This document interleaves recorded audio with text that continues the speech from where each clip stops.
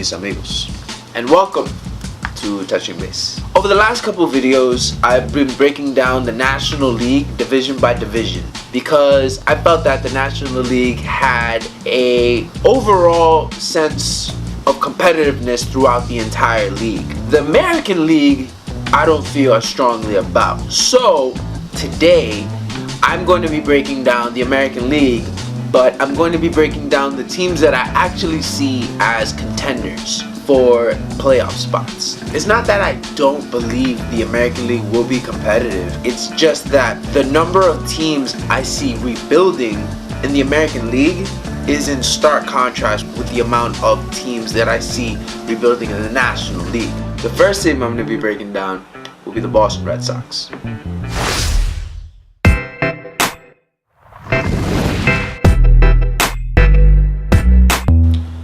Boston Red Sox won the World Series in 2018 and enter this season as probably one of the most complete overall rosters in the entire sport. They absolutely ran through the playoffs last season, dispatching the Yankees, the Astros, and the Dodgers and losing a game apiece to each one. Most of that can be accredited to their very strong pitching, namely their rotation, with names like Chris Sale, David Price, Rick Porcello, and Nathan Eovaldi. That right there is a really solid starting rotation. Complement that with a lineup starting off with that outfield of Mookie Betts, Jackie Bradley Jr., and Andrew Benintendi. I can't name a better outfield in the entire sport. Overall, I think that's the best defensive, the best offensive, and just the best overall youth-wise outfield that there is in the game. Throw on top of that JD Martinez and Xander Bogaerts and Rafael Devers, and that's one of the best lineups in all of baseball. The only thing that I do find as a concern with their overall roster would probably be their bullpen. They have yet to re-sign Craig Kimbrell, and I do not believe that they will re-sign Craig Kimbrell. I think that they've moved on and they're going to basically keep what they have in-house and go with what they already have. I just don't feel confident with any of the pitchers that they're going to run out there this season that they're going to be able to lock down as many wins as they did the year before. I feel like the bullpen was kind of an issue before last season, and it's still an issue that they haven't really addressed, but this team won the World Series last year, so they obviously know what they're doing in some way, shape, or form. The next team I'm going to be breaking down is their arch rival, the New York Yankees.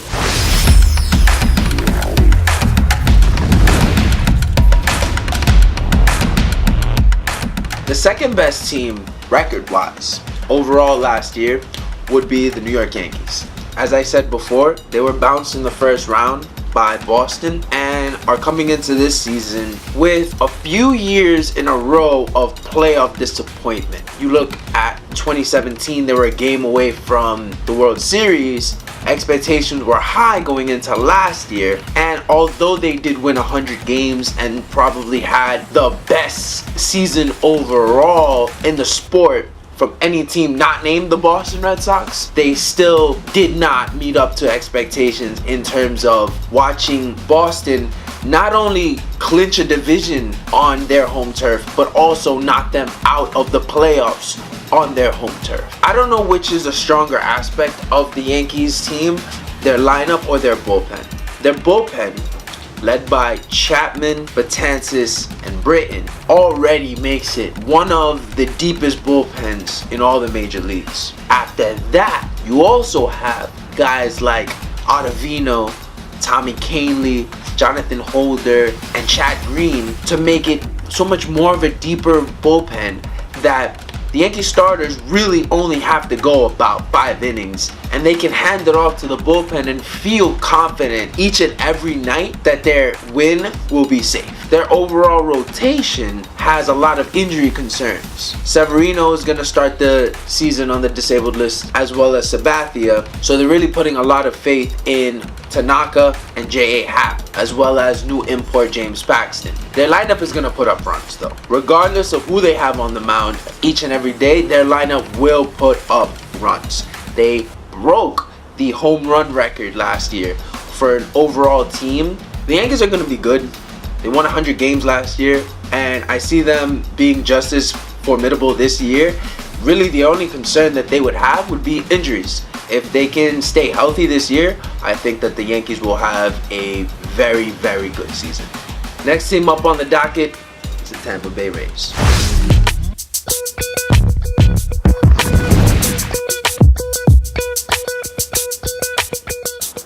The Tampa Bay Rays probably had one of their best seasons last year, and nobody talked about it because of how dominant the other two teams in the American League East were. Tampa Bay was out of contention in mid-September, but it felt like they were out of contention a lot earlier because all the press was going towards the Yankees and the Red Sox. Rightfully so, but at the same time, I feel that Tampa Bay is going to have a very competitive season this year because of their manager, Kevin Cash, and his effective use of their pitching rotation overall. Tampa Bay didn't really have a rotation and a bullpen. They kind of had an entire pitching staff, and Kevin Cash simply put each pitcher on the mound when he felt was the most effective time for them to succeed. The entire staff worked as a unit each and every day, and they ended up winning 90 games without a traditional number 2 starter, number 3 starter, number 4 starter. They traded Chris Archer at the trade deadline, which was, prior to last season, their most effective starting pitcher, and yet after they traded him, their quality of competition never wavered. Aside from Chris Archer, they also had Blake Snell. Blake Snell put it all together last year, winning the American League Cy Young Award and putting his name on the map. Their lineup is strong, but it has a lot of movable pieces because they emphasize a lot of versatility on the ball club, which is something I feel like they're going to be able to use very effectively. This team is going to be pretty interesting to watch in this upcoming season because I want to see if the other teams adjust to the way that Tampa Bay utilizes their entire pitching staff and what kind of adjustments Tampa Bay makes in return. Moving away from the American League East, the next team I'm going to be breaking down will be the Cleveland Indians.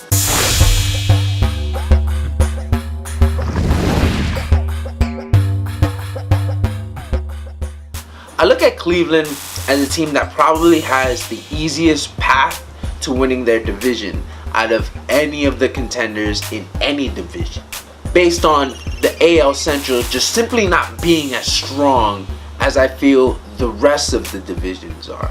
That being said, Cleveland does have a very good starting rotation. Kluber, Carrasco, Bauer, top 3, very solid. It's a very good starting point for any rotation, and you know, as long as they stay healthy, you'll get 200 innings out of all of them because they're all horses. They traded for Brad Hand last year at the trade deadline, which was pretty interesting because after losing Andrew Miller and Cody Allen this offseason, that trade set up their closer for the next couple seasons, and honestly, I feel like he is one of the most effective left-handed relief pitchers in the game that nobody really knows about. You look at Francisco Lindor and Jose Ramirez, a couple of switch hitting, young, really talented players that Cleveland has, and those are very good building blocks to make a very strong franchise for years to come. The only thing is, I feel like they don't have the necessary pieces to build around those two at the moment. Their lineup, which will be anchored by Francisco Lindor and Jose Ramirez, will not struggle to put up runs, but will definitely not be the focal point of the entire ball club. They're going to win their games basically on pitching, defense, and athleticism overall. The overall state of the division, coupled with an unbalanced schedule, gives me a lot of confidence in the amount of wins my team can have if I'm a Cleveland Indians fan. Next team I'm going to be breaking down will be the Minnesota Twins.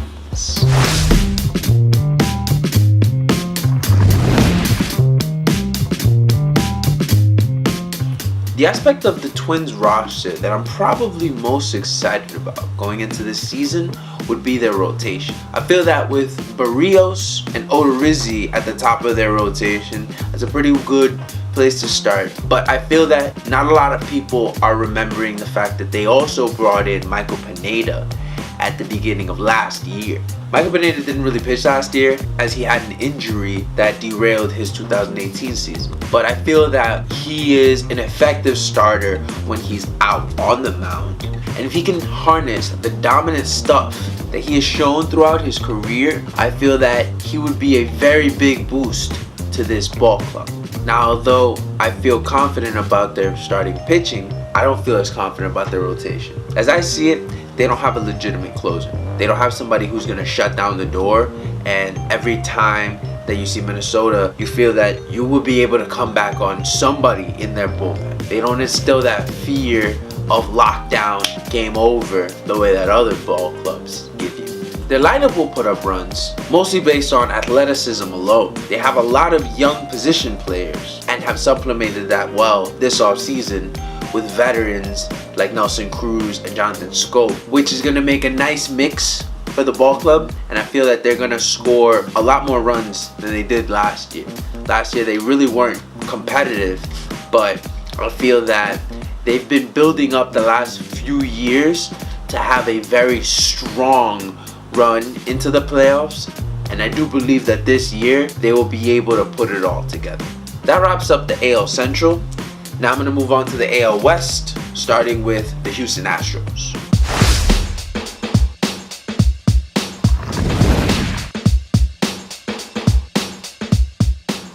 Now, as confident as I felt about the Boston Red Sox outfield, I feel just as strongly about the Houston Astros infield. Carlos Correa, Jose Altuve, and Alex Bregman are the makings of, as long as they stay together, one of the most historically productive infields that probably you'll see for a very long time. Supplement that with good pieces overall in their lineup at first base and in the outfield, and they're gonna put up runs no matter what. Minute Maid Park is a hitter-friendly ballpark. Their pitching will have to hold up, but they have been for the last number of years. Verlander and Garrett Cole give you confidence in, you know what you're gonna get out of them. You're gonna get more than 200 innings. You're gonna get more than 200 strikeouts. Their overall bullpen is good. I just don't see as much strikeout stuff from their relievers as I see in other ball clubs. I think that they have a lot of pitchers who make you put it in play, and they rely on their, albeit very strong defense, leaves open the opportunity that base hits could fall in, and that's when a rally starts, and you really don't want that in late game situations. Strikeout pitchers are so valuable in the bullpen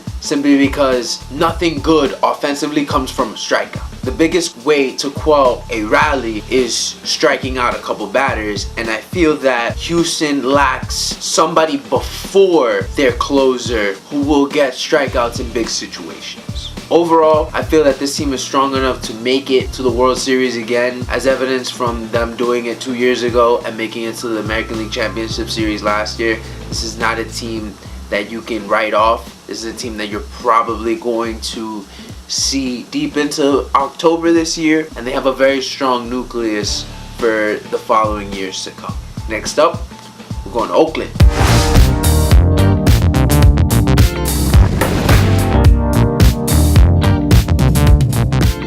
The Athletics are a ball club that's kind of built backwards, where they have a very strong bullpen and they supplement it with a starting rotation that doesn't exactly wow you, but will give you effective innings and then hand the ball off to that very strong bullpen. They have a couple of top pitching prospects that are coming up, which should supplement their rotation really well for the next couple years, but for them to be relevant and competitive this year, they need a solid 5 innings out of their rotation and then let the bullpen handle the rest of it.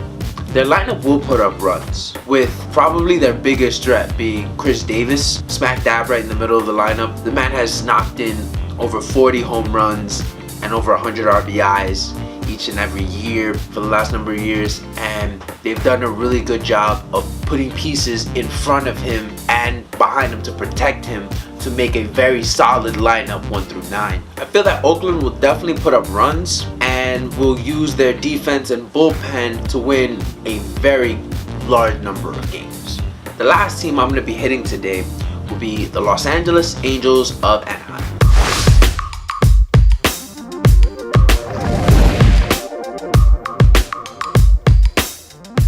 The Angels are probably the biggest wild card out of all the teams that I've mentioned today because they could either be really, really good or really, really bad. The Angels just locked up the best player in Major League Baseball, Mike Trout, to a 12-year, $430 million deal. He ain't going nowhere. He's going to be on that ball club for the rest of his career, and the Angels are going to spend the rest of his career basically trying to put pieces around him to make them as competitive as possible, to make it worth keeping him around, basically. The problem is they haven't been able to produce consistent starting pitching for years. The last guy I can remember them developing themselves was Jared Weaver. Aside from that, nobody really comes to mind as an Angel who came up through their system and is now an ace. They have Shohei Ohtani, a two-way player who won Rookie of the Year last year, and who won't be pitching this year because he had surgery, but will be hitting.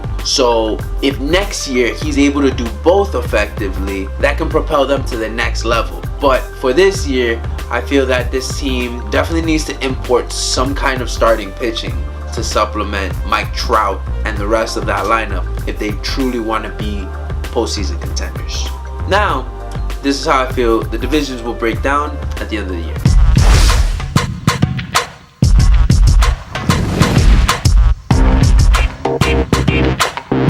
I feel like the Angels, Athletics, and Twins will be on the outside looking in. I just feel like they don't have the firepower to compete with the rest of the American League overall. Boston and Tampa Bay are going to be facing off in the wild card game. Then see the New York Yankees winning their division. I feel like their overall roster gives me less questions than the other two, and I simply feel that their lineup is just going to score too many runs to make up for any mistakes that their rotation might make. I feel Cleveland will win their division. I feel like Cleveland has the easiest path, as I said, to their division crown, and I just don't feel that there's another team in their division that's really going to scare them. And I see Houston winning their division simply because their team is just too good compared to the rest of the division. If you look at Oakland and Anaheim, they're good, but I look at Houston as a great team. That's how I feel that the American League will be breaking down this year. If you agree, let me know. If you don't agree, please leave a comment telling me how you feel the American League will shape out this year. Very many thanks for watching. See you next time.